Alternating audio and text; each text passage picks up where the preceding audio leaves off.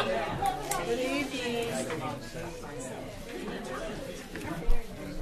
Thank you. Good afternoon, everyone. It's 1:30. We're reconvening back in the open session. This time we always start our meetings off with a pledge, and I think we have a young lady who's going to lead us. I pledge allegiance to the flag of the United States of America and to the republic for which it stands, one nation, under God, indivisible, with liberty and justice for all. So I'd like to introduce everyone to our student this afternoon who's assisted us in the pledge to the flag. We have Lindley Willing, who is in the 5th grade at Westside Intermediate. Thank you so much, Lindley. You did a wonderful job of leading us. Would you like to introduce your guests to the audience and to the board? This is my mom, Mrs. Alexis Willing, and this is my principal, Mr. Chris Nunzio. Yes.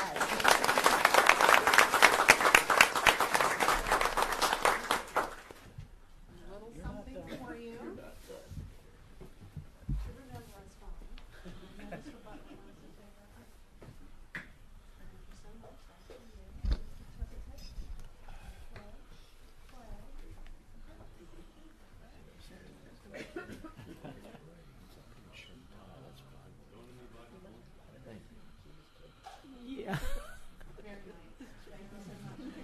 Thank you. Oh, he's not going to let you stay out of class. Take you back to class. Back to class. Thank you. 3.2 on our agenda is to approve our agenda. I'll entertain a motion. Move to approve the agenda. I got a motion and a second. Any discussion? Hearing none. All those in favor signify by saying aye. Aye. Aye. Thank you. 3.3. It's a moment of silence. And again, this month we have some members of our family who have gone on. One is Chuck Cherry, retired teacher and guidance counselor, coordinator and supervisor. Y-High, VOTEC, and central office. Annetta Harrison, retired teacher, school bus driver, Prince Street, Hebron, Mardella Elementary, and Northwestern. George Mason, retired teacher, Y Jr., James and Bennett High, and Bennett Jr. Rachel McKenzie, retired teacher, Pinehurst, and Fruitland Intermediate. And Nancy Middleton, retired teacher, supervisor, Y Junior, and central office. At this time, in your own way, we'll have a moment of silence.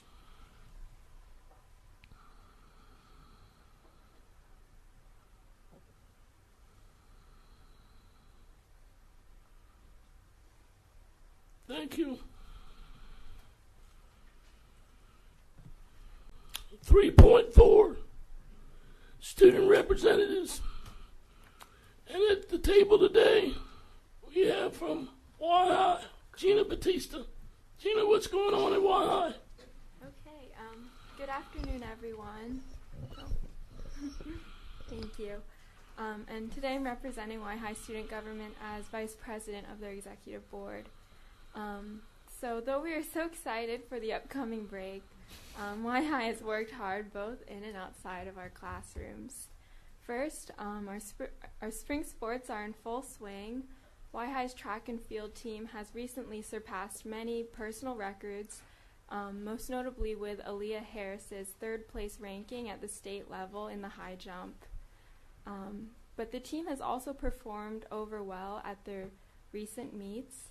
We wish all sports teams from unified bocce to tennis the best of luck as the season continues. But we also want to recognize the winter sport team's accomplishments. We are so proud of the boys basketball team for doing so well in the state championships at the University of Maryland. The Tribe finished with an amazing 24-4 record, And Jaden Baker, who is a junior on the basketball team, was also recently awarded as Delmarva Now's Winter MVP. Besides sports, our student body continues to do well for our community. Recently, our JROTC color guard represented Y-High very well at the Fruitland Easter Parade. Students of Miss McCoy's interactive media classes also visited Willard's Elementary to present educational coloring books they designed for all pre-K and first grade students. Both the high schoolers and elementary students enjoyed reading and coloring together. And tomorrow, the student government-run blood drive will take place at Y-High with over 50 pre-registered donors. And we are proud of each group for their commitment to helping our community. Our music department also is relieved that festival season is over. Y-High's band, concert choir, and blue and gold singers not only earned stellar scores at their own performances at the district level, but also hosted multiple festivals throughout March. Our student musicians and music department were credited for being great hosts for the middle school orchestra, band, and choir festivals and high school band and orchestra festivals. Without our student volunteers, the events would not have run smoothly. Looking forward, Y-High is also proud to host the all-county musical production of Mamma Mia during the weekend of April 26 to 28. Our various honor societies and clubs have also been busy. On May 27th, Y-High celebrated the achievements of many students through the second annual Combined Honors Society induction ceremony. Through various rituals to represent characteristics of each society, over 30 students were inducted. We were also proud to have a guest speaker, Mr. Sherman Harris, who is a current MBA candidate at American University and Northeast Conference champion on the football team of Duquesne University, who motivated students and reminded us to persevere through adversity. Our two Destination Imagination teams also were able to compete at the state level last weekend. After-school programs are also being supported. The Tribe After School program is well attended for tutoring and enrichment programs, including the Fab Club, Cool Eats, and poetry. The Fab program recently took a trip to Hampton University and continues to hold regular meetings about the importance of attending college. And the Poetry Club also invited a distinguished poet and Salisbury University professor of literature to speak to their members. Our senior class is also bearing good news. In the past few months, my peers have received acceptances to Villanova, UMD, Dartmouth, Cornell, Hopkins, Swarthmore, University of Virginia, UPenn, Georgetown, and more. Choosing a school will surely be difficult for my peers, but we are lucky to have the support of our guidance counselors, teachers, and administration, and I can't wait to see where all my peers go. Finally, we are looking forward to continuing our success in all areas at our school, and we are excited to share what we accomplish next month. Thank you. Thank you. Wow. I want to clap.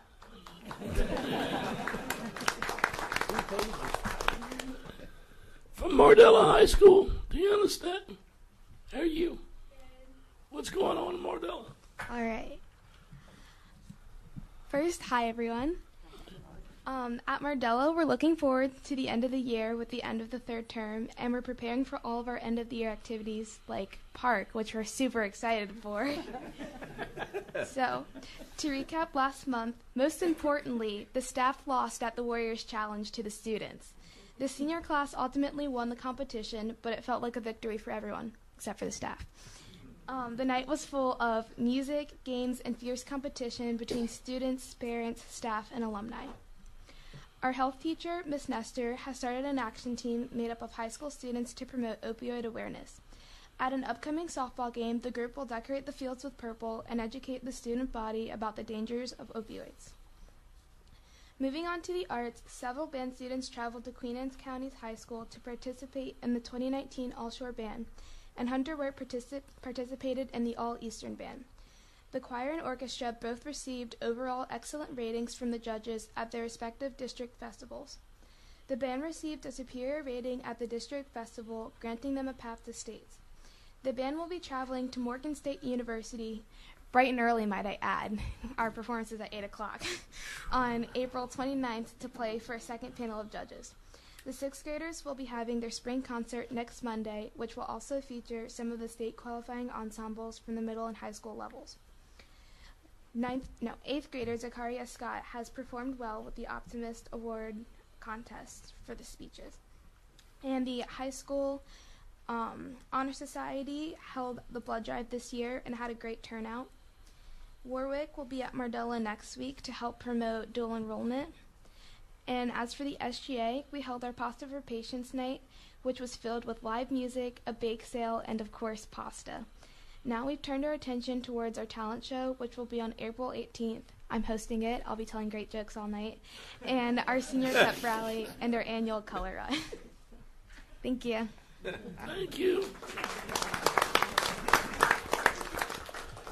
From James M. Bennett, Mrs. Lee. I'm not going to try to pronounce your first name.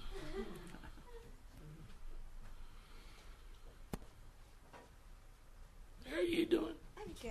What's going on at Bennett? First of all, hi everyone.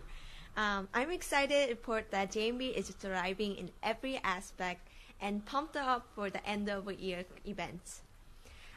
First of all, our U.S. government and policy teacher, Mr. Portier, was recognized as a high school finalist for the Wicomico Teacher of the Year.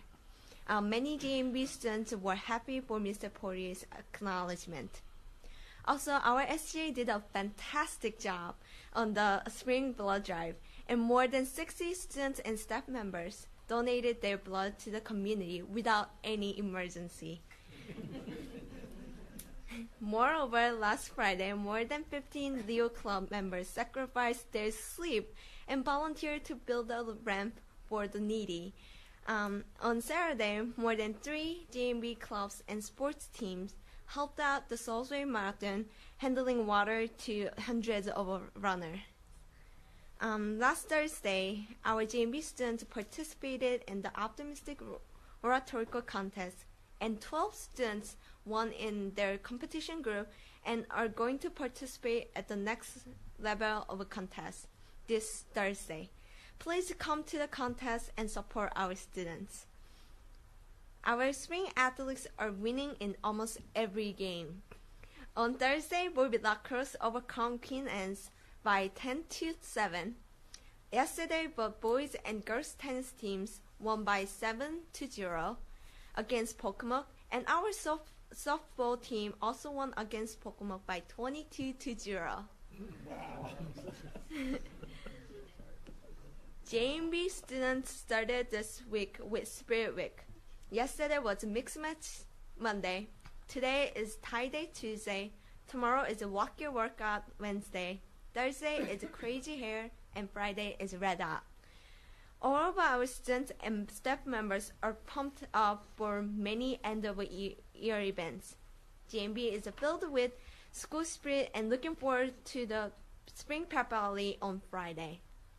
Our teachers are also looking forward to Friday. Yes, they're excited for the pep rally, but they are also more excited for Teachers Appreciation Luncheon. SCGA is providing wraps, smoothies, and chips from Tropical Smoothie Cafe to thank our amazing teachers for their hard work this year. Starting on Monday, juniors and seniors are buying tickets for Junior-Senior Banquet, which will be held on April 27th. Although this school year is almost at an end, JMB students and staff members are continuing to work hard to wrap up the year successfully. Thank you.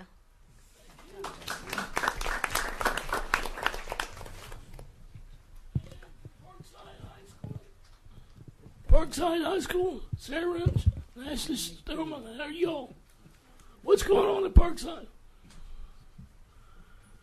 They got a lot.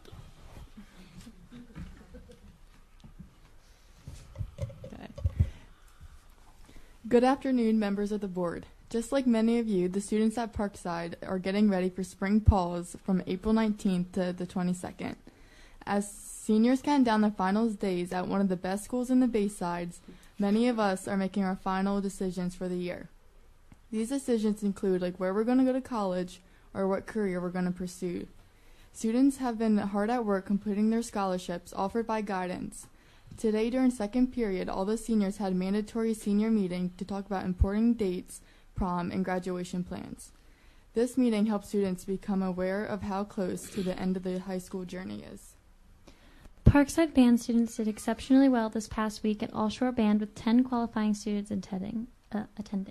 We are extremely excited to see what All Shore Choir students will present this Friday at Y High and what the All Shore Orchestra students will present April 26th at Washington College. Our Parkside players this past Thursday and Friday put on their production of Charlotte's Web that people loved. Many of these Parkside players are in the all-county musical Mamma Mia that will take place on April 26th, 27th, and 28th at Y High. The cast and crew is constructing a 2-story set that will knock your socks off, and we promise you won't regret seeing the show.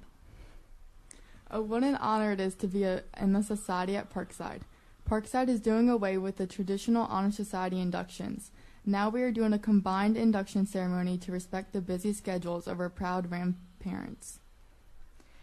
Our Carpe Diem, get it? DI team went to Worlds and did wonderful. They were one of 5 teams in our county to compete at Globals. The amazing robot building robotics team is going to Worlds, and we can't wait to see their ramtastic results. FVLA also went to states this month. They did exceptional. Our spring sports are getting to full swing with their impressive skills. Baseball is currently 2-4, softball is 3-3, and girls and boys lacrosse are 2-1. Bocce is also doing great, and I'm on that team, and I'm having the time of my life doing it. Thank you, and have a ramtastic April. Thank you.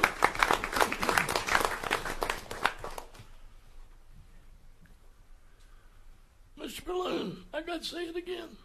This is why we do what we do. Hearing everything from these students and what's going on. Absolutely agree with that. 3.5 public comment, and I don't have anything. Okay. 3.6 superintendent's report. Dr. Hanlon. Okay, well, I have a number of items to share with you this afternoon, and I'm going to begin with a report from Dr. Briggs and his team about a new initiative called the Seal of Biliteracy. Mrs. Malone. And I would ask if Mrs. Vestal could bring up the PowerPoint, please. While she's doing that, I will say that this is a very exciting initiative. The state of Maryland joined much of the country in agreeing to offer the Seal of Biliteracy as an endorsement at the end of a high school career to students who can demonstrate that they are proficient in English and another language at least the intermediate high level. And so districts can elect to offer the Seal of Biliteracy for their students. In order to get the Seal of Biliteracy, students must be proficient in English by having a score of 725, which is a 3 on the state assessment. So they must be acceptable on the state assessment for their demonstration of proficiency in English, and then they have to demonstrate through an assessment that they are proficient in another language. It does not have to be one of the languages that we offer, and the students don't have to be taking a language in our schools in order to say they would like to be part of the Seal of Biliteracy. So now that the PowerPoint is up, there are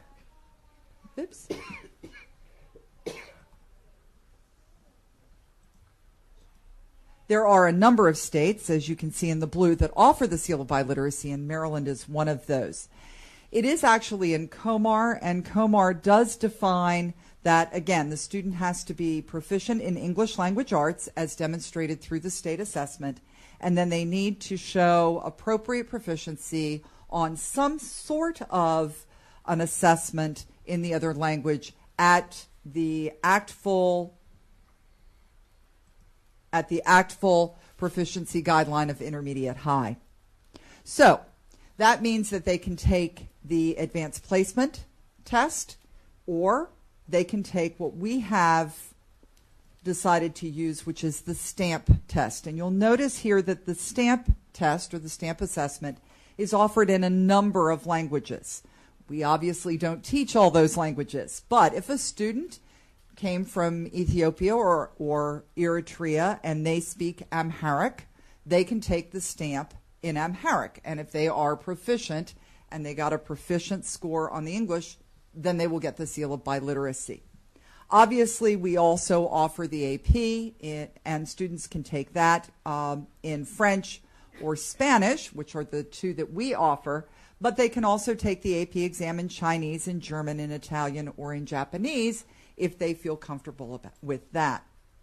Now, you will also notice that there is one language that is missing from this list, and it is a language spoken by many of our students, and that is Haitian Creole.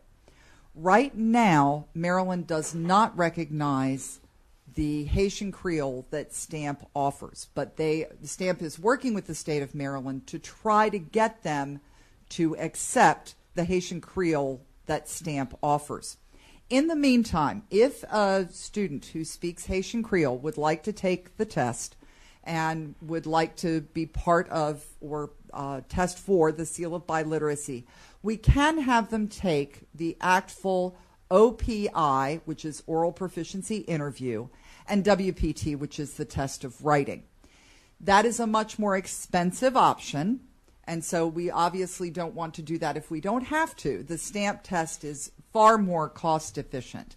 But if we have Haitian students who would like to participate in this particular program, we can do that at this time, and hopefully very soon Maryland will agree to use what STAMP is offering, which is a little bit different than these other tests that STAMP has developed over time. So why should we do this? It benefits both our system and our students. It certainly recognizes the value of language learning in our schools and in our communities. It encourages students to attain high proficiency levels in both English and in another language. It also affirms native or heritage languages, and it provides employers with a very known quantity. Unlike, for instance, an employer that says, what is a CM diploma? And we have to explain it. The seal of biliteracy is a national endeavor, and so employers will know that students they hire with the seal of biliteracy are indeed literate in 2 or more languages. That's a job skill, a 21st century job skill that's very advantageous. It also prepares students with critical skills necessary to really function in a global society. And lastly, it does really strengthen cross-cultural communication and affirms our value of appreciating diversity. How will we recognize students with this distinction?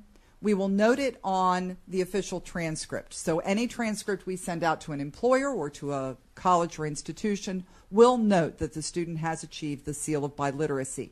They don't have to be a senior, but we will also note it at the school level during senior awards, acknowledgement in the commencement program, and the option of wearing a medal during the commencement exercises. Obviously, those are senior events, but a student who is a junior or a sophomore could actually achieve the seal and then get recognized when they are a senior. We are hoping to have some students earn this indeed this year. We are arranging for the STAMP test to be given. We have 4 individuals, 1 in each high school, who are serving as point of contact, and they will be promoting this in our high schools, and we're hoping to have a few students at least that want to take up this challenge and be part of this program and earn the seal of biliteracy, and we're hoping it only grows from there. There is no downside.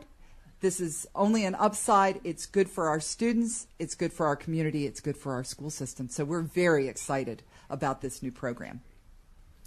That's great. Yeah. Thank you. That's great. Thank you very much. Thank you. I really appreciate the way that Dr. Briggs and Ruth and Ellen Harlan have embraced this new program for our students because, as she indicated, there's no downside. No, there is absolutely no downside. Yes. So Thank you so very much. Thank you. Next, we have a report from our maintenance and operations and energy team who are going to give you a very thorough report about all the good things that are happening in those areas of the system. So, Mr. Souza.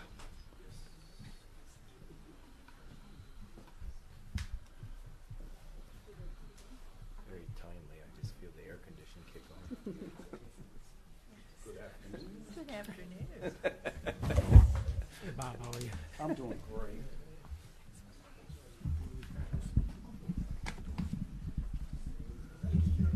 Thank you. Always enjoying your material.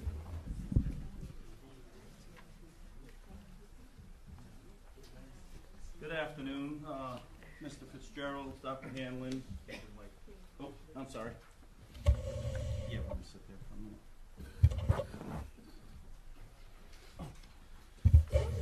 Good afternoon, Mr. Fitzgerald, Dr. Hanlon, board members. For the record, I'm Bob Souza, the Director of Facilities. I'd like to take a quick second and introduce my three of my administrative team, Mr. Bill Frisch, who's the Facilities Maintenance Manager. Let's see, Chad Mackley, our Facilities Operations Manager, and Jim Urbanski, our Facilities Energy Manager. I'd like to take the opportunity to thank you for giving us this opportunity to present to you some of the great things we're doing in the facilities department. In the past couple of years, we've taken some different approaches on things where I am a big advocate of inventory analysis and design. So what we came up with is a bucket list. What we do is when anybody comes up with something, whether it's a board or Mr. Ford or anybody in any of the schools, we look at it throughout the entire district to see if it's an issue at other places. And what we do is we go through and we do a complete inventory across the whole network. And then what we do is we throw it in a bucket. And then what we do is we analyze that bucket, we try to put cost estimate together, and then we figure out a plan of implementation so that we can do it across the entire network. Some of these things get kind of excessive, so we have to implement them over a period of years. Some are done rather quickly. However, we feel it's very important that we develop the plan, and I can tell you amongst my staff, we're very committed to following the plan and sticking with it. I'd like to just touch base on one, just to give you an example of what we do, and then I'll turn it over to the individuals to give their reports. One is, you've probably noticed around the county, is we have these new front road signs, digital road signs. What we did is we saw that there was a need. There were two, I think, when I first came here, Willards and Beaver Run, and we saw that there was a need. So what we did is we went out and did a complete photographic inventory of the front of every school, whether they had a static sign, one that you put the little letters in by hand or what have you. And then we did estimates, and then we've put together, believe it or not, I think we have 4 or 5 more years left. And then we put costs to them, and our plan is to do 2 per year. Well, this plan has been going on for 2 years, and we did 7 so far. So we're a bit ahead of schedule. I don't want to steal from Bill's thunder, but you'll see them. They're pretty attractive signs. I go by East Salisbury every day because I want to see what the temperature is on my way to work. So at this time, I'd like to start with, I believe it's Chad. He'll start the presentation on the operations end. Good afternoon. Got it. So I wanted to just take the time to thank you for letting us show what the operations department, what we're implementing this year. So I want to start off first to introduce our Healthy Schools program. The program was created with the operations department of BSMs in the county. We created a program to improve on processes, procedures, and to introduce new sustainable products that will improve overall cleaning standards within our facilities for our students and staff. So the program is going to be implemented in 3 phases. Phase 1 is our training and development with all staff. We're having WebEx biweekly training meetings with the BSMs so they don't have to leave the facilities to get up-to-date job training on processes and procedures. We've also Chad, created... can I interrupt you just for a second? Just for anyone in the audience who might be listening, a BSM is a building service manager. Thank you. We all get so used to those acronyms that sometimes it's... Thank you. Sorry to interrupt. You're fine. We also have created a video-on-demand training for all staff that will provide on-site video training for all equipment, supplies, and processes and procedures for each of their facilities. We've established quarterly leadership training that will help in developing leadership traits to create high-performing teams. So going on with Phase 3. Phase 3 basically will introduce the new cleaning supplies and chemicals. We introduced the new Nexus hand soap program into the facilities. With this program, we're going to see a reduction of 60% in just labor hours, a 99% reduction in all storage space, and 100% reduction on cardboard boxes and plastic cartridges due to the new sustainable application of procedures. We've also introduced the new SC Johnson True Shot cleaning system with all the schools in the district.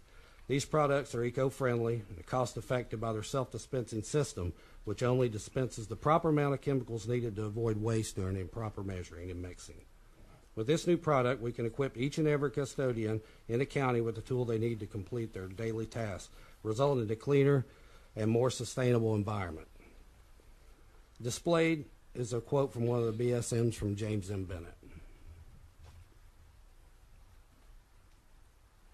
So on the top there, that's passed, and with the new implementation of the True Shots, you can see the difference in the sustainable product at the bottom. Terrazzo Floor Restoration Program is designed to take the terrazzo floor back to original condition, resulting in cleaner, brighter floors.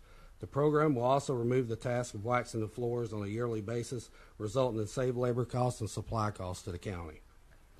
Example above is Why before and after the start of the project. On your departure today, please check out the front lobby and the vestibule area. We've also repurposed the front lobby over the weekend, last weekend. As you can see in the photo above, the left side was wax, where we waxed the terrazzo floor, and the right side is actually all the way down to the original state. It's sealed, and now they can just clean that with straight water and no chemicals. Slide 6. Introduction of the CAVAC cleaning system. It is all-in-one machine that only cleans with clean water and reduces cross-contamination and eliminating the mop. The equipment replaces all cleaning supplies and accessories at the hands of the staff, making it more efficient to complete their cleaning needs. It's battery operated and will allow the staff to maintain the school throughout the day without student disruption. Slide 7. This is a pilot program we've been phased out at Why. The ride-on scrubbers will clean 35,000 square feet per hour versus the standard 3,000 feet with a mop. We'll increase productivity to achieve a total clean facility each and every night. With a new advance on the machinery, we'll be using 90% of water to clean instead of using cleaning chemicals and reducing our cost of supplies. It's got an onboard fleet management system to monitor performance and machine health. It's ADA compliant and can access all areas of schools for cleaning. So displayed left on the screen is a picture of the fleet management dashboard. It gives the performance information on square foot clean per shift and per staff member. The system also displays any performance-related maintenance issues due to improper staff operation. Displayed on the right-hand side of the screen is an example of the maintenance email that was sent when we performed a performance test of the system. So when we unplugged the main wiring harness, the machine sent an email to myself in a maintenance facility in Lancaster, Pennsylvania. And within minutes, they called the school, troubleshooted the problem, had the machine up running in less than 15 minutes. With this new technology, this will reduce equipment downtime, repair costs, and unnecessary service calls. an example of the fleet management GPS system. It gives a virtual inventory and a location of equipment and allows us to view what parts of the school are being cleaned on a daily basis. You can see just barely see the red dot up there on. So if we click, school. let's see if I can bring it up straight to the. This will give you a live location of exactly where it is.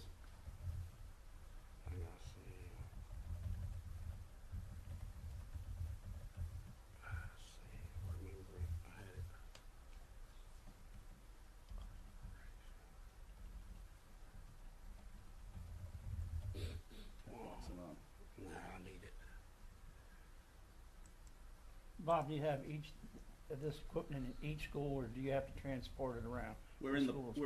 We have a whole plan together of how to implement all this new equipment throughout the county. Your caps lock. Caps lock. I'll keep turning on.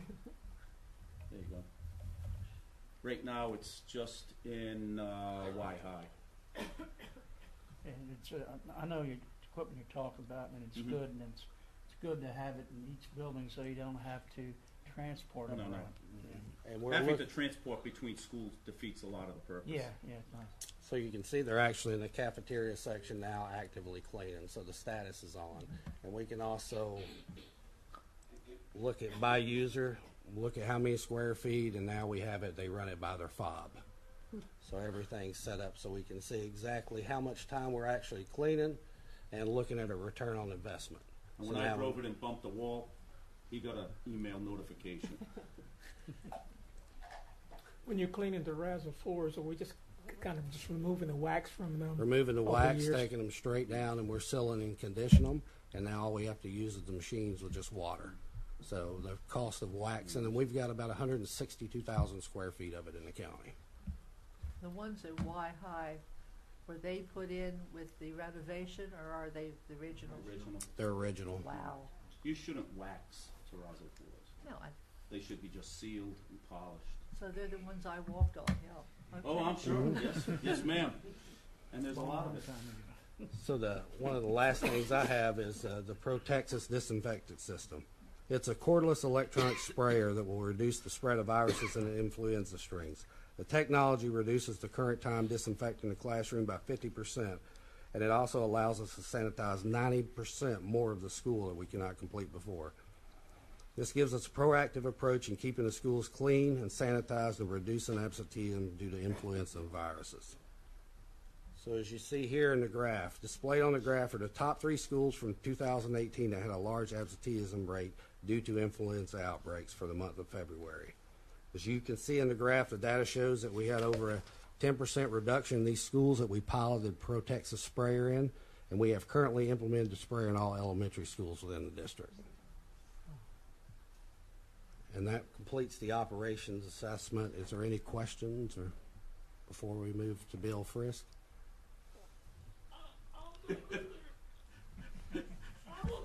He is not relocating at this time. Bill.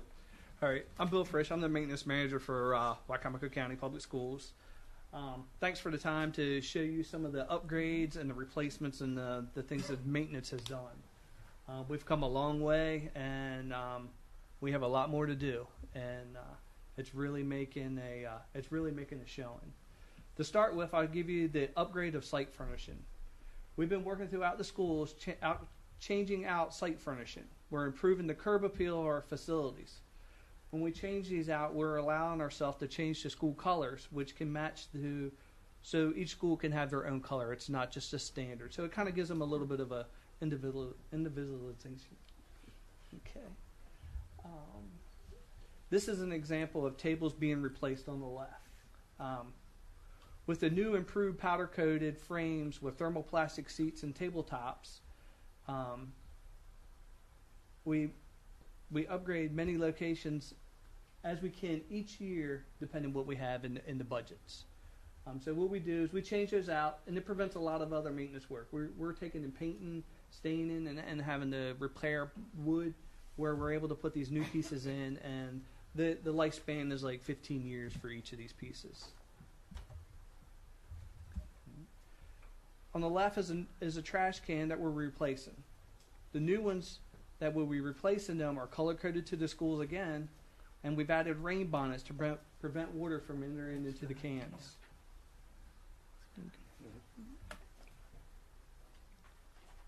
Here is one of the schools. This is at Y High. We're upgrading the outside walkways to asphalt. This helps with the appearance of the school. It keeps the debris off the soles of shoes, protecting our floors and the amount of debris that's left in the hallways. The school has adopted that as Y Highway. Food service kitchen replacement, equipment replacement.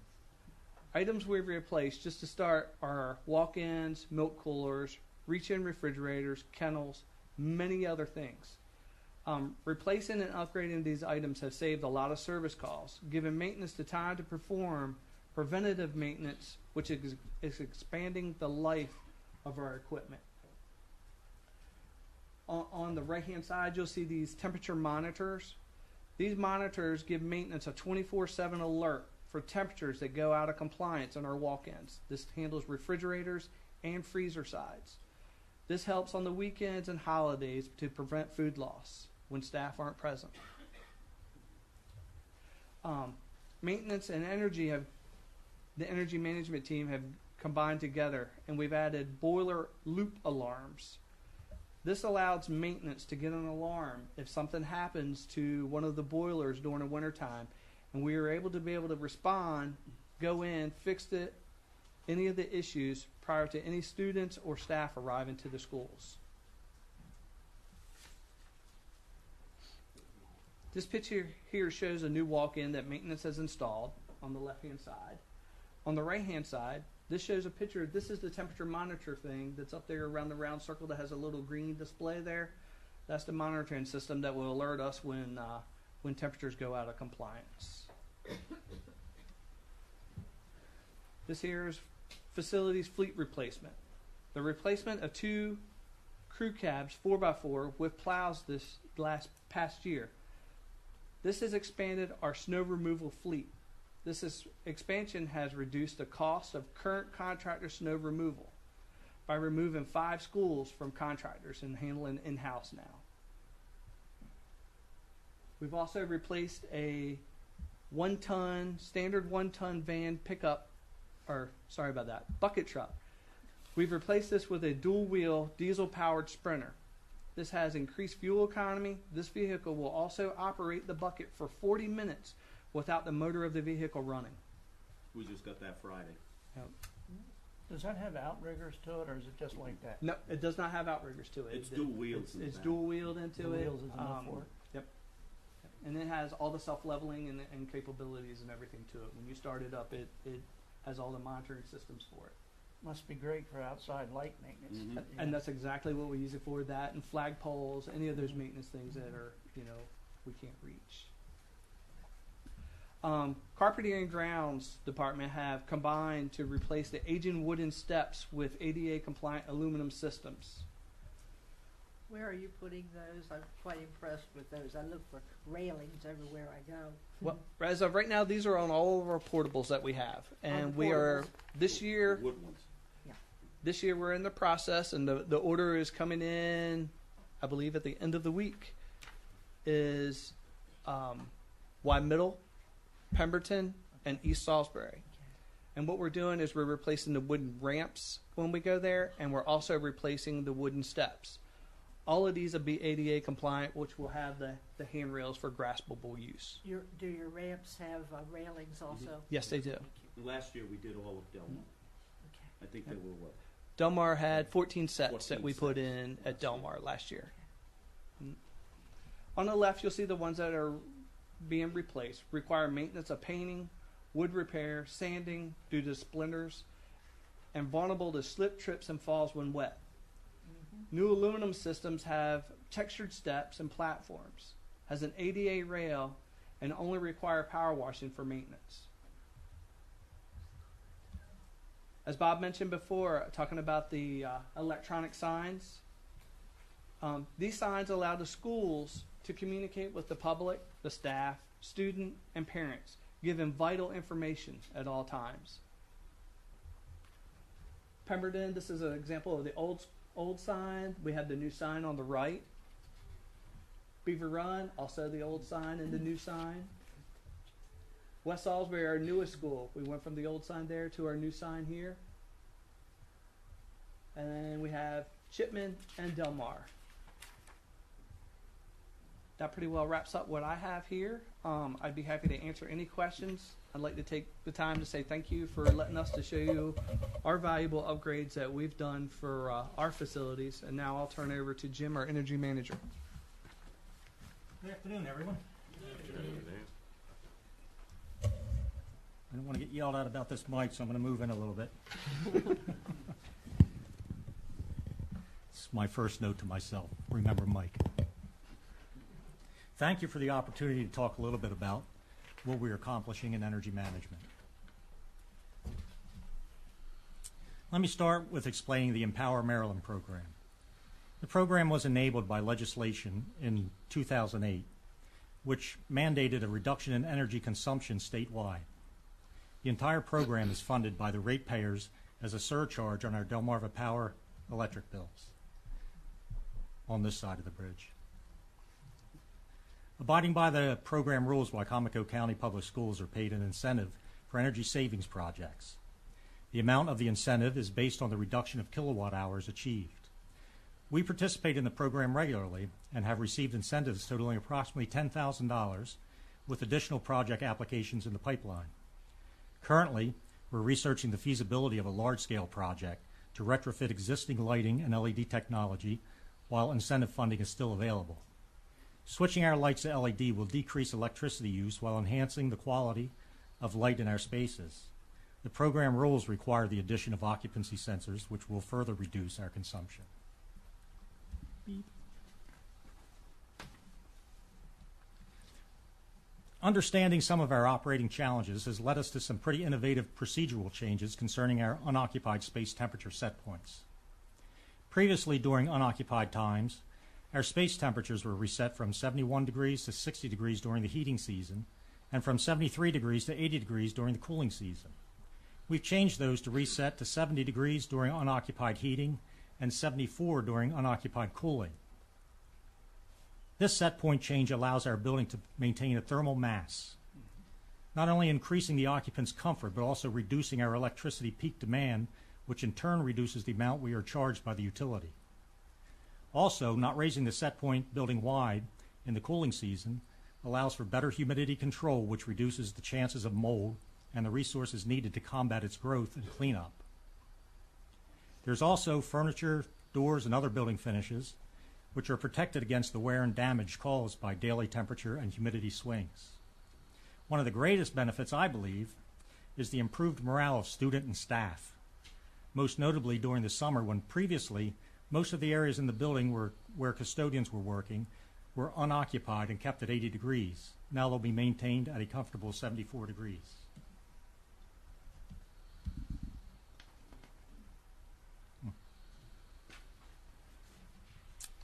One of our current energy projects, that I'm very excited about, is the installation of our own interval electric meters in our schools. Interval electric data is the window which allows us to see and analyze our energy use, allowing us to make knowledge-based decisions on energy use policy and procedure and helping us identify viable projects. Currently, we are contracted with a third party to provide this data. They collect it with their equipment, we access it through their online software at an annual cost of approximately $90,000. By purchasing and installing our own meters and energy software, we're able to eliminate this contract with a return on our investment of under 25 months. That's not all. Not only can we access, report, and maintain our own data, we now have the ability to integrate our meters data with our building management system, allowing our peak load management program to become autonomous. And the maintenance techs benefit from the meter's power quality measurements. They can better understand equipment failures, power outages, along with a host of other things better left up to an electrician to decipher. The meters also offer an instructional opportunity. Educators can be given access to the energy data to use however they see fit.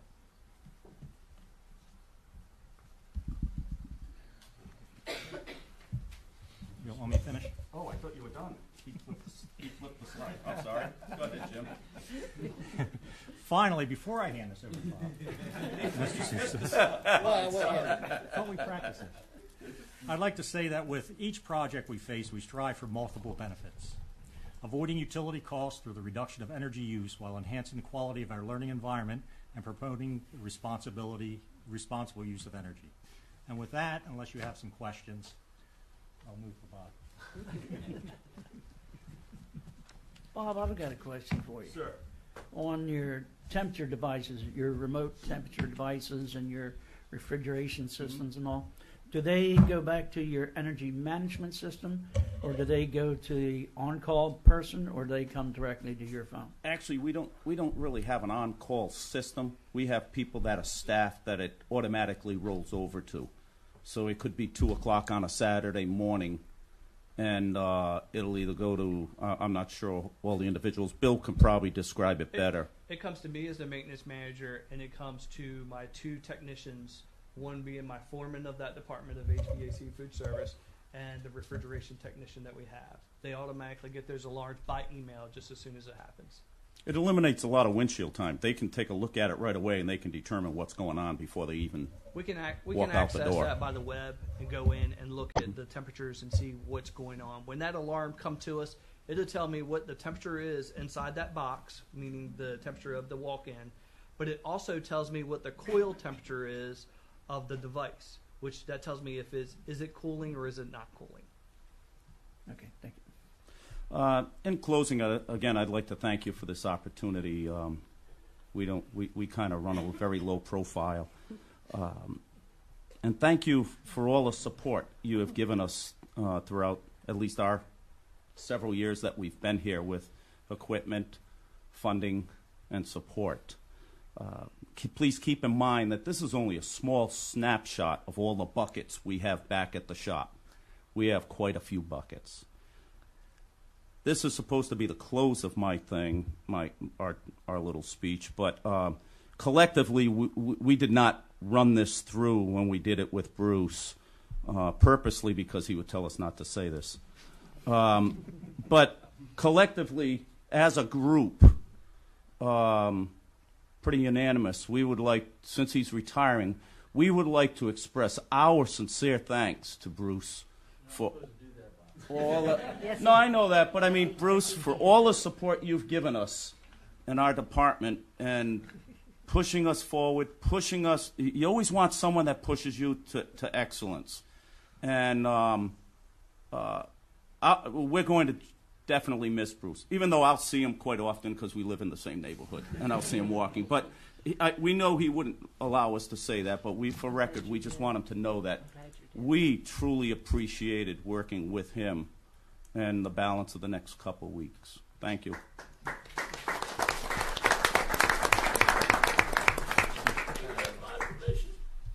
You have my permission to do that. Thank you. Bob, just a quick question on the Sure. aluminum ramps, Yes. steps. Will each one of them have a ramp, or this ramps just placed in certain ones? There's depending on what the function is of the class of the actual portable, some require ramps, some don't. If we have students in some, we will put ramps. If we have places where we definitely have, I forgot what school it is. We have a school coming up that we're going to have a person, a student in a wheelchair, so we will be putting in ramps for them. Yes, ma'am. These are very portable too. So I mean, we can, if that portable moves or we dispose of it, we take that off. We put it in storage. We can use it anywhere. Yes, ma'am. I think you know what my question is. What's that? What is the status of the Y Middle tennis courts? Well, we haven't gotten funding yet. As soon as we know what the funding is, it looks like it might be delayed because of the interscholastical courts that are in very severe shape. Well, I have a meeting coming up with Tara to look at that and some other items around that site. I'm going to keep that alive. Oh, believe me, we have it very much in the forefront. Mm-hmm. Thank you. Thank you, Mr. Sousa and team. Very impressive, all the things that you do behind the scenes. We appreciate it. A couple of items related to legislation. Now that the legislative session has ended, 2 items. I know the community has been asking questions about what will Wicomico County Public Schools do in terms of our school calendar. As you know, the board knows that legislation passed giving control back to the local school system in setting the dates of the school calendar. Earlier today, the board and I conferred on specifically about next year and came to consensus on leaving the calendar as was approved in January for next school year. So we will continue as planned, with the opening day being the day after Labor Day, which is September 3rd, and the last day without any weather closures on June the 10th. So again, the community can find that calendar posted on our website. We also have good news about funding that is coming our way based upon the Blueprint for Maryland's Future, which is the funding that I've been talking about at the last few board meetings from the recommendations of the Kerwin Commission. So there are a number of grant programs that are coming our way through that funding. And I'm not going to go down through every one of those items as I have done in the past, but some very specific areas where we will receive funding, including concentration of poverty grants. We have 5 schools that will qualify for those grants. Those are the schools that have at least 80% free and reduced meals populations. We have additional funding that will come our way to assist with our pre-kindergarten efforts. Funding that will come our way in terms of teacher salaries based upon the fact that through our negotiated agreements we are funding a 3% increase for teachers. That includes STEP and COLA, and some additional special education funding, some funding for our struggling learners, and I'm not sure if I left anything out, but a total of over $7.5 million coming to Wicomico County through the state. So we are in the process of working with the finance department and the instructional team, looking at how to interpret the law and implement as appropriate. So we're really grateful for that additional funding that's coming our way. Dr. Briggs, grant funding? For this month's grants presentation, we have another special guest who will be sharing some information about how we utilized several awarded grants to benefit our students. As she slides over to the table and passes some things out to you, I want to share that the grant report for the month of March is available in board docs and shows that during the past month we received funding for 11 additional grants, several from MSDE as well as others from the Donnie Williams Foundation, the Rotary Club of Salisbury, the Salisbury-Wicomico Arts Council, and the Lower Shore Workforce Alliance. In total, the 11 grants provided over $127,000 for our school system. So at this time, I'd like to introduce our special guest. With us this afternoon, we have Mrs. Tara Elliott, English Language Arts teacher at Salisbury Middle School, who will be sharing about how 3 recently awarded grants were used to support Salisbury Poetry Week, which was celebrated last week both in our schools and out in the community. Thank you. You're welcome, Tara. Thank you. So I'm used to holding a mic and standing in the middle of the floor because I'm a middle school teacher, so you'll have to forgive me for that. As the founder and director of Salisbury Poetry Week and Eastern Shore Voices, and a proud Wicomico County teacher, and a poet myself, I want to thank Dr. Hanlon and the board for helping to establish and strengthen the highly diverse and talented growing poetic voice of Salisbury, of Wicomico County, and of the Eastern Shore. Last week was Salisbury Poetry Week. Naomi Shahab Nye said, as a direct line to human feeling, empathetic experience, genuine language and detail, poetry is everything that headline news is not. It takes us inside situations, helps us imagine life from more than one perspective, honors imagery and metaphor, these great tools of thought, and deepens our confidence in a meaningful world. For me, poetry allows a deeper sense of self, a connection to community. In a world of screens and devices, students have forgotten who they are. They have forgotten to have empathy for one another. Poetry nurtures empathy and allows kids to see things from other perspectives and truly understand one another. As a poet, and frankly as a human being, I don't know how I feel about something until I write about it. I honestly don't, and I need to do that. I teach middle school. It's called the land of the in-between. Kids don't know what they feel or how to act. They are often caught between being an adult and being a child. Their personality changes from the minute that they leave the breakfast table to when they get on the bus, and then it changes again when they walk into English class, and it changes again when they walk into social studies class. It changes again when they go into specials. They don't know who they are. Poetry helps to develop our students and teach them who they are. And it lends itself to higher thinking. It teaches all areas of the Common Core. It helps us to establish contexts and shades of meaning. If a student can read and write poetry, they can understand any piece of text using the same skills that poetry has taught them. Our history for Salisbury Poetry Week, we are now in the third year of Salisbury Poetry Week. It ended last week. I passed around our brochure with all of the different events that we were able to pull off. We had the biggest turnout I ever expected for this week.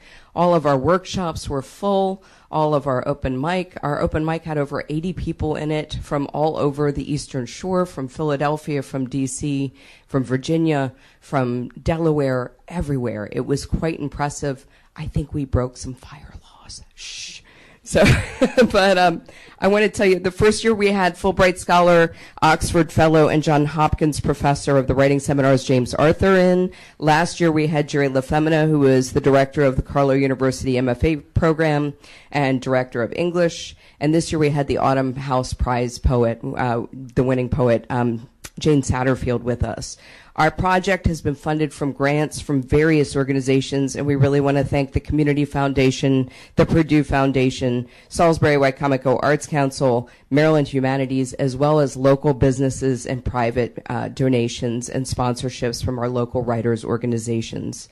We have built community relationships through this project, which strengthens the bond between our schools and our local PTAs. We've also worked with Salisbury University, Warwick, our local public libraries, the local radio and television stations, local newspapers, the Chamber of Commerce, Salisbury Young Professionals, the United Way, and the City of Salisbury. We have offered all sorts of workshops throughout all of the schools this year. All of our high schools had after-school workshops that were well attended by students that are looking for the arts and are looking for poetry in order to have voice. We even had Wicomico High School bus kids in to James M. Bennett High School to attend our workshops. So it is really taking off. We did workshops with the Next Gen Academy, and we did my favorite activity that we do is myself and the poet in residence co-write a lesson plan, which is then piloted in my classroom, and I tweak that lesson plan based on what we did, work further with the poet, and send that lesson out to every English teacher in middle school and high school for use in their classrooms.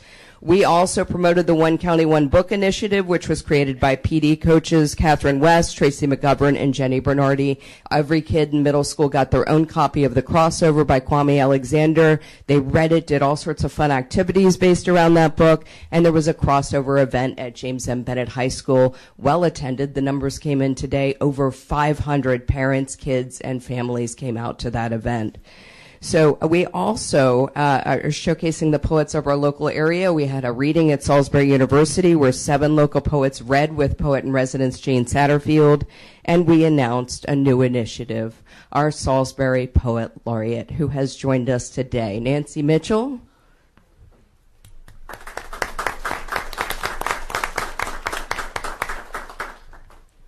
She said in her interview with WMDT, "I want people to see Salisbury through the eyes of poetry as the beautiful, magical, amazing place that I know it is."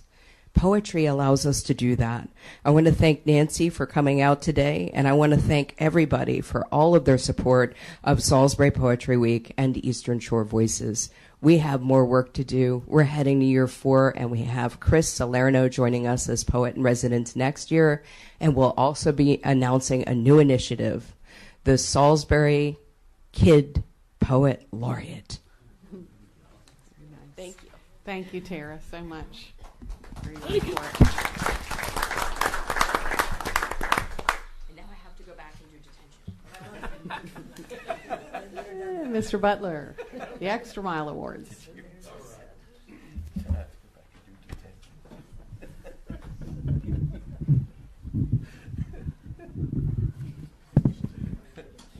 Okay, it's time for the Extra Mile Award. This is, as you know, in Wicomico County, we have so many great employees. And now we want to honor 2 that have gone the extra mile for the month of March. We're going to start with a guidance counselor at one of our elementary schools. This person exemplifies going the extra mile every single day. She organizes and runs the annual talent show, highlighting the talents of students at Fruitland. It is involved, that is, with student tryouts, staying for after-school high school practices, and organizing the main event that was held at James M. Bennett High School Auditorium. She also raises money for the Student Government Association. This is a huge undertaking that Peggy Dickerson, of course, so very willingly spearheads, all to benefit the students and the Fruitland Intermediate School. She implemented and runs Hidden Hoops, which is the in-house basketball program, and stays after school to assist student athletes with their after-school homework.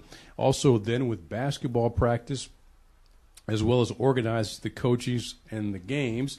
She's also in the process of organizing a career fair for the 5th graders at Fruitland Intermediate, and recently organized Fruitland Intermediate's Multicultural Night. Now, for those reasons, Peggy Dickerson, guidance counselor, Fruitland Intermediate School, you are an Extra Mile Award winner. So come on down. I know she had an important meeting to get back to, and also her principal, John Shearer, was here, but he had a meeting to get back to, so he had to leave. But we want to make sure that we give this to Peggy. Yeah. And this is yours. And we're going to get a picture with you and Mr. Fitzgerald and Dr. Hanlon. Thanks for hanging out. Thank you.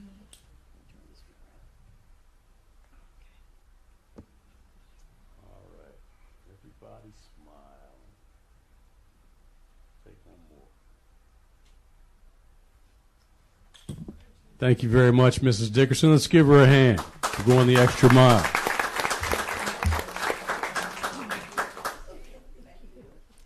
All right, our next one goes to someone known for her excellence in customer service. She goes above and beyond to assist employees, retirees, and their families as she carries out her duties in human resources. She is known for how caring and compassionate she is when dealing with retirees and their dependents on the retiree health insurance plan. Now, in a letter received recently from 2 sisters of a WCPS retiree who had passed away, they describe their interaction with Maybelline Polk as follows. My sister and I found you to be exceptionally helpful in conducting business with the grace and demeanor of a gentler, gracious, and more personal times past. We commend you and we commend the Wicomico County Board of Education for retaining the dignity of humanized service in its business dealings. Day in and day out, she does an excellent job and truly goes the extra mile. Maybelline Polk, Human Resource Associate 1, you are an Extra Mile Award winner for the month of March. So come on down. And also, Mrs. Tina Vincent from Human Resources, who nominated Mrs. Polk, come on down as well.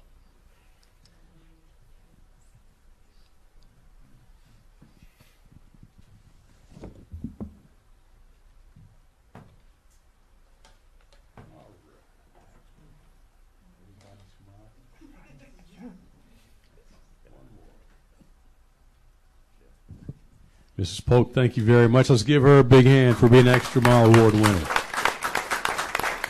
Thank you very much.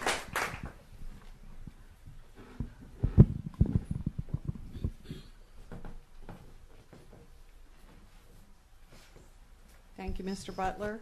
And the very last item, I promise, I know my report's been a little long today, but good information, is I, too, would like to break the rules. Mr. Ford, I apologize. I know you don't like this, but this is your last board meeting. I'm sure you hadn't realized that. This is your last board meeting, and you have been, it's hard to put in words, an incredible, incredible asset to this school system for many, many years. And you will be missed. We want you to know that. Congratulations.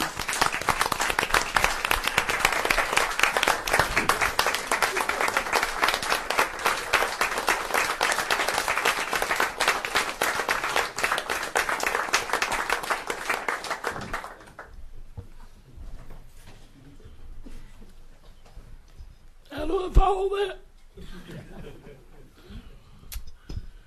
Moving on, 4.1, approval of open minutes. Open session minutes of March the 5th. Work session minutes, March the 5th, special meeting minutes, and March the 12th, regular meeting minutes.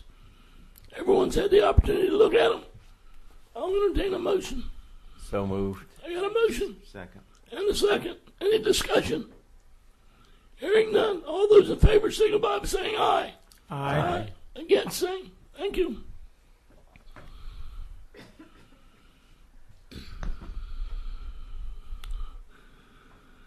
Moving on to consent items. 5.1 to 5.5. Everyone's had the opportunity to look over these. I'll entertain a motion to approve them. Move to approve the consent items. I got a motion. Second. I have a second. Any discussion on any of them? Hearing none, all those in favor signify by saying aye. Aye. Against, saying thank you.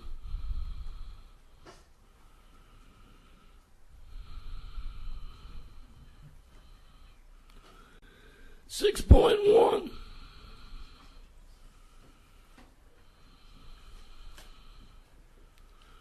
If my computer comes up.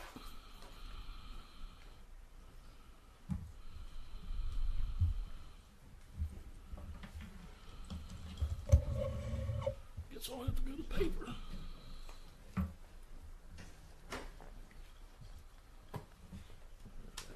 They won't come up. That's all right. I got a backup plan.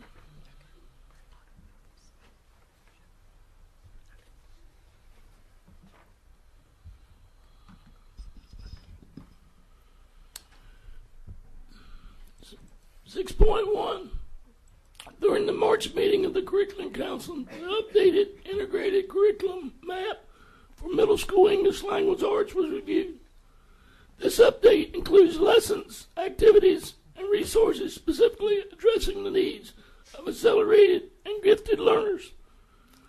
The map is utilized by all English language arts teachers in middle school as a guide when designing and implementing instruction. The Council unanimously recommended that the document move forward to the board for consideration for approval. I'll entertain a motion. Move to approve. Second. I got a motion, a second, discussion, and welcome. Thank you, Chairman Fitzgerald. Dr. Hanlon, it's a pleasure to bring this curriculum document forward. It is a curriculum map for all levels of English language arts at the middle school. It is one map, but it contains supports for those students who may be struggling or who may need extra support.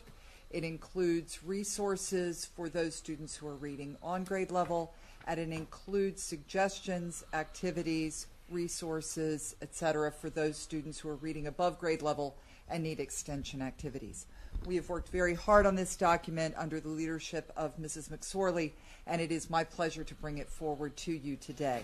And with that, I will transition to her, and she will explain a little bit about the document to you. It's a very exciting and something we're very it's an exciting development and something we're very proud of. Okay, thank you. Just a very quick overview. There are maps for all of the levels that we offer in middle school ELA, so there are a lot more of these.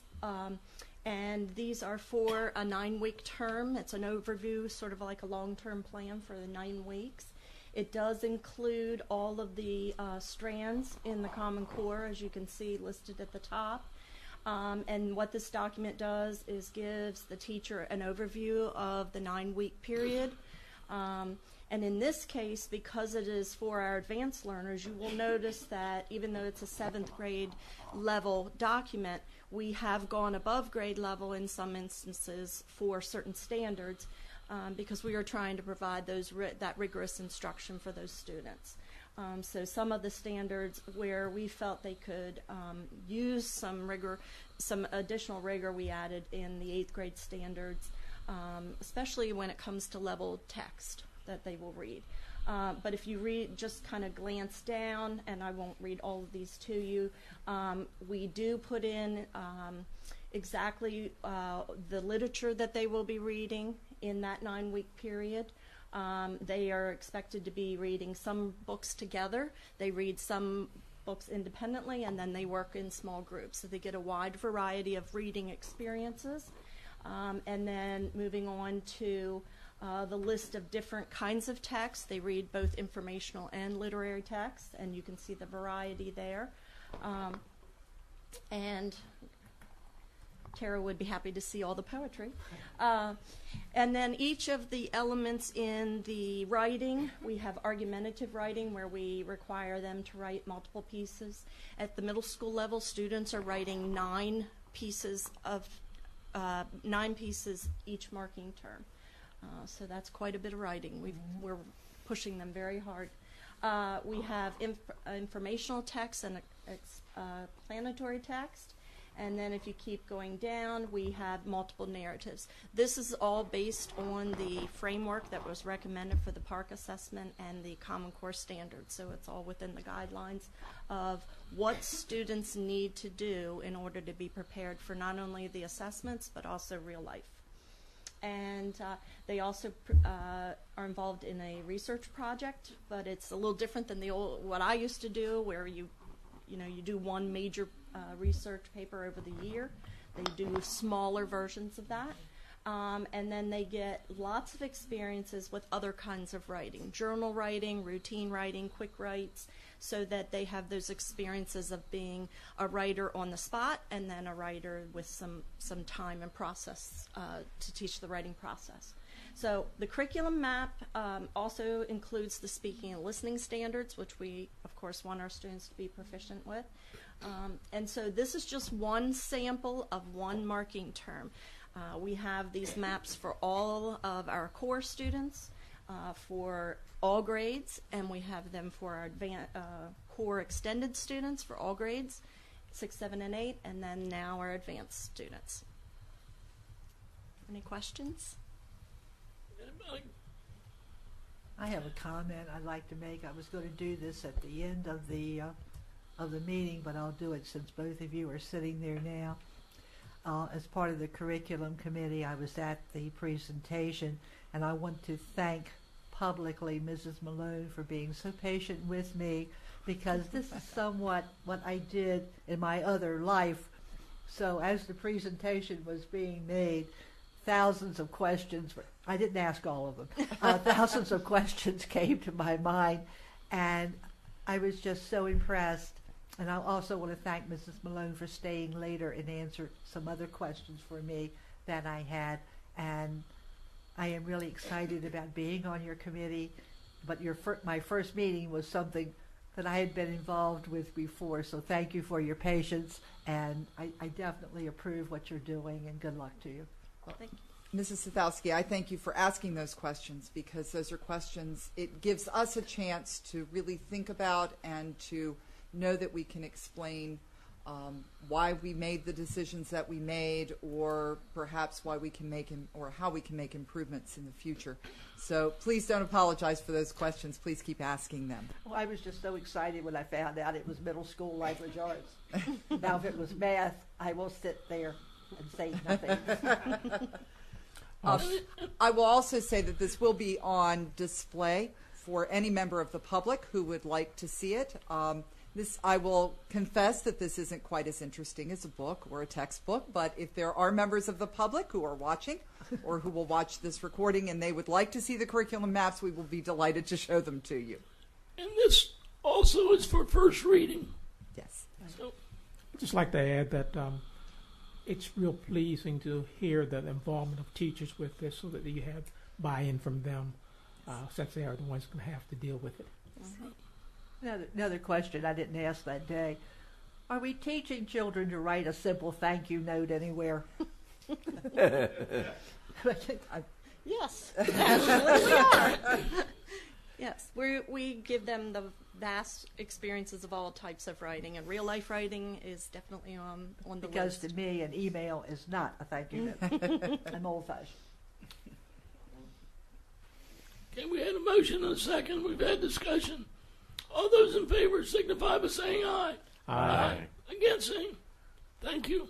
Thank you. And once again, we want to thank you for the support that you have given to our instructional programs. It is most appreciated. Quite welcome. 6.2. Approval of Unit 1 agreement. On the recommendation of the superintendent, is there a motion to ratify the Unit 1 agreement as negotiated? So moved. I got a motion. Second. And a second. Discussion. Hearing none, all those in favor signify by saying aye. Aye. Aye. Aye. 6.3. Again, it's failed. Upon the recommendation of superintendent, is a motion to ratify Unit 2 agreement as negotiated. So moved. I got a motion. Second. And a second. Discussion. Hearing none, all those in favor signify by saying aye. Aye. Aye. Against, saying. 6.4. Upon the recommendation of the superintendent, is there a motion to ratify the Unit 3-4 agreement as negotiated? So moved. Got a motion Second. and a second. Discussion. Hearing none, all those in favor signify by saying aye. Aye. Aye. Aye. Against, same. 6.5, personnel matters. It's informational only. Everyone's had the opportunity to look at those. 7.1, board members report. And Ann, since you've already started part of yours, I'm going to let you finish first. I have it written down. I'll forget everything. Well, I mentioned the curriculum meeting. I also attended the CTE dinner at Parkside and the county executive budget hearing at the Civic Center. I attended the work session with the county council on the budget. And I certainly enjoyed the spring soiree at the Ward Museum celebrating the CTE program. Good exhibits and also good food. Teacher of the Year banquet was quite exciting, and it was sponsored by the Educational Foundation. I attended the post office dedication for Army Sergeant Major Wardell Turner at the American Legion. But the one thing I really want to highlight was the family drama night at Glen Avenue Elementary School.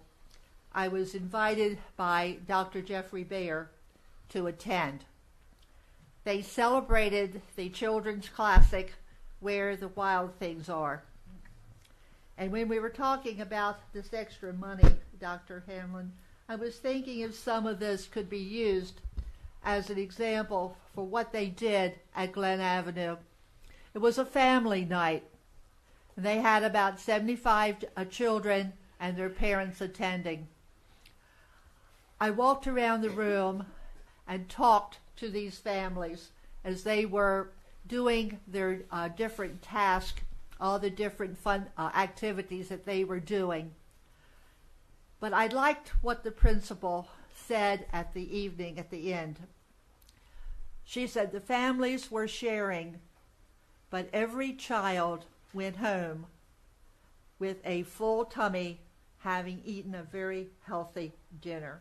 And I went back and talked to the ladies in the cafeteria, and they were so happy in being able to prepare this meal. And I'm not sure if the other schools, especially the 5 that we have been mentioning, but I think this could be almost a pilot program for the other schools to do. I was so impressed, and thank you, Dr. Baer, for inviting me to that. I went over to CTE. My favorite place, of course, is the greenhouses and the honey, and I bought a flat of pansies and some honey, and they have fantastic plants for people to buy. And this afternoon, I will go home and change my clothes, and I will go to the tennis match between Parkside and Y-High. The boys will be playing at the Y-High courts and the girls at the Parkside courts. I've had a fun month. Thank you. Alan? Yes, had an opportunity to go to the James M. Bennett College Fair. Was really pleased to see we had about 31 different colleges and universities there, lots of parents and lots of students. And I guess the biggest comeback from that is sticker shock because it's unbelievable how much, and because I've been away for so long, how expensive colleges are. I think the average one is around $24,000 for a kid to go to school for 1 year, which is, I'm sure, sticker shock with many of the parents there as well. And they also, at the same time, had a program for the summer enrichment program for students to sign up for, and there were a number of parents and students there for that. Had the opportunity to attend the Parkside High School CTE program spring dinner, and was pleased to see a number of the businesses in the community attending, which means that they are somewhat on, they support us with what we're doing and are behind the school system for those efforts. Teacher of the Year banquet, fantastic. Opportunity to honor some of the strong teachers in our community and to see that we have a winner that will be going to the States. So that's another plus factor for the school system. Another thing I had an opportunity to go to along with our superintendent, Symphony 21. And it's a program, well, actually it's a business that a young man has created who was actually a student from Wicomico County. And he has been able to intertwine technology into symphony. And we had a number of students there who thoroughly enjoyed that. And we had students also from Worcester and Somerset County. And it was really enjoyable to see the kids so much into symphony music and seeing what they could do along with technology. It was thoroughly enjoyed by all. And finally, again, as I travel, I kind of look over at the schools and see what's going on. But the signs that they mentioned today really look good when they're advertising certain programs at the schools, and you can see the temperature and the time. So it's been a good month as well. Thank you. Mr. Palmer? Thank you, Don. I'd just like to elaborate on one that Ann had said. And Mr. Ford, I don't know if you've ever seen a meeting such as the county executive meeting that we went to the last time. Wasn't that a great meeting? Everybody came prepared to throw rocks and everything. And that's what normally happens. But this one, everything went right, and a lot of people had to go to page 2 of what they were going to say because everybody cooperated with what was going on. It's very good when you have the county executive and the county council members and people from the community attend the events that are put on by the Board of Education. It gets them in to know us, to know what we're doing, how we're spending the money, how we're saving money. There's actually a part in the budget where it shows where we saved over $2 million And that's impressive. And when county officials see this, they realize that we are working to try to spend the money in a very efficient way. So it was an outstanding meeting, and I invite the public, all you people out there watching, if you want to come in and see us, come in, ask questions, call Dr. Hanlon. She'd love to talk to you. So it was a great meeting. Thank you. Okay, thank you, Mr. Murray. Thank you, Mr. President. I also have been fortunate enough to attend many of the things that my fellow board members have mentioned, so I will not repeat a lot of them. But I came today to zero in on one that is extremely important to me, and I'm sure everyone, was the Teacher of the Year banquet. That is a special occasion for everyone, and I certainly congratulate Delmar Elementary, Shane Morton, and being our Teacher of the Year in Wicomico County. I know she'll do a fantastic job. But I also want to thank those that were the runners-up. And also, I'm going to go down a list because we don't always get to recognize some of the other people for their accomplishments, too. They also are to be acknowledged as winners because they touch every one of our children in this county every day. And that is our paraprofessionals, our guidance counselors, our secretaries, maintenance, cafeteria, nurses, assistant principal, and principals, and bus drivers. And I certainly hope I didn't leave out anyone. But every one of those also need to be celebrated and acknowledged to be important for the year, too. In closing, our superintendent, Dr. Hanlon, I want you to know I support you and your visions and goals that you have established for the Wicomico County students, and I know we're going to make all those happen. Thank you. Mr. Malone. Thank you, Mr. Fitzgerald. I also attended the budget meeting, and then the next day I represent this group at the chamber and attended a chamber lunch where it was very, very gratifying to hear all the positive comments from business people about your budget got moved forward. It's very appropriate. We're very supportive of the school. So glad to hear it. So I took all the credit for it and congratulatory remarks, but because I was the only one there. But no, actually, I gave credit where credit was due to the group here, and I thought it's very appropriate and ironic that your last budget, Mr. Ford, was the one that we asked for additional MOE above MOE, and it moved forward. So I think that's very indicative of your long career and a job well done and the respect that the county executive and others have for you. So, again, I won't belabor the point, but we appreciate what you've done through the years. Thank you. I also attended the CTE event at the War Museum, which was amazing. Some of the inventions that our young students from our school system have done, it was just incredible, which just validates my personal opinion of how strong our school system is and how much stronger it's becoming with these students and the work they're doing and the work they'll do when they graduate. And then finally, an event I attended along with I don't know if Dr. Hanlon was there, Mr. Fitzgerald, the Community Foundation. You were away for your, and that was a great event among many business people. We got to hear a lot of comments from different business folks about education. And the important thing that came out of that, I think Dr. Hanlon highlighted in her weekly comments, is a collaboration between Community Foundation and our own Education Foundation in a match funding, a way to raise additional funds for our school system, which again shows the business community is really getting behind our public education system. They were always there and always supported, but it's really becoming very, very noticeable to me in my travels. So that's what I did for the month, and it was a very busy month, and I enjoyed every second of it. Thanks. Thank you. Well, I'm going to go over some of the stuff you've already heard, but the Community Foundation event was awesome, where they have taken on helping education in a big manner. And to see all the people there, business people, was awesome. It was a great event. And even our county executive came over and shared with me one of the things he would like to see us do, and we've done it, and that's keep school opening after Labor Day.